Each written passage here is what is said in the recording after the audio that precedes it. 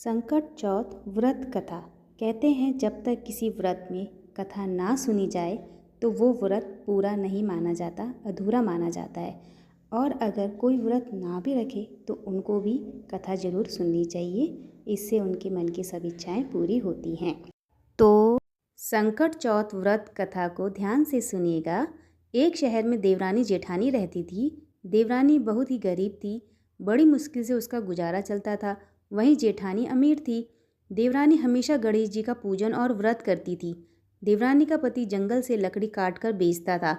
देवरानी घर का खर्च चलाने के लिए जेठानी के घर काम करती थी और शाम को जो भी बचा हुआ खाना होता था वह जेठानी उसे दे देती थी। इस तरह उसके घर का खर्च चल रहा था। माघ महीने में गणेश जी का व्रत संकट चौथ देवरानी ने रखा। उसके पास पैसे नहीं थे, इसलिए उसने तिल व गुड़ लाकर तिलकुट्टा बनाया। पूजा करके तिल चौथ की कथा सुनी और जेठानी के यहाँ काम करने चली गई।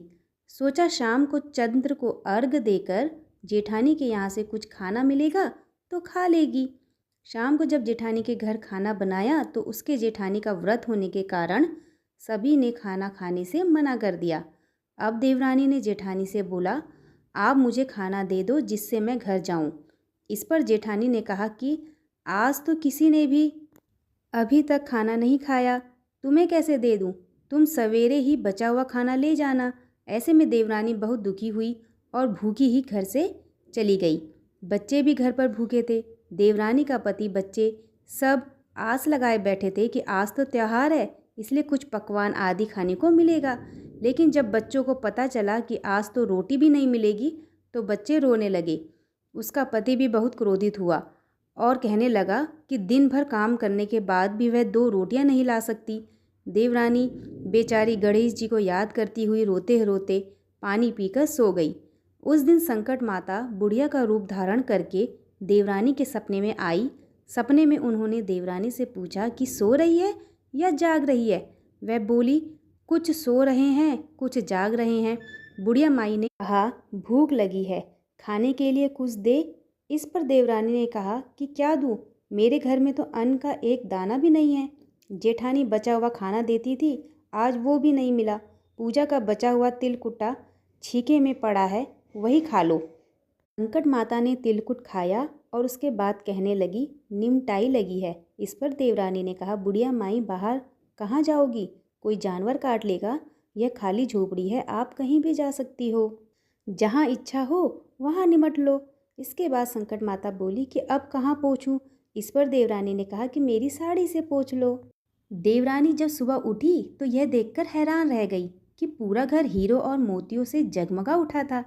उस दिन देवरानी जेठानी के काम करने नहीं गई। जेठानी ने कुछ देर तो राह देखी, फिर बच्चों को देवरानी को बुलाने भेज दिया। जेठानी ने सोचा कल खाना नहीं दिया था, इसलिए शायद देवरानी बुरा मान गई होगी। बच्चे बुलाने गए। देवरानी ने कहा कि बेटा, बहुत दिन तेरी माँ के यहाँ काम कर लिया। बच्चों ने घर जाकर माँ से कहा कि चाची का पूरा घर हीरो और मोतियों से जगमगा उठा है। रानी दौड़कर देवरानी के पास आई और पूछा कि यह सब कैसे हो गया। देवरानी ने उसके साथ जो हुआ वो सब कह डाला। उसने भी वैसा ही करने की सोची।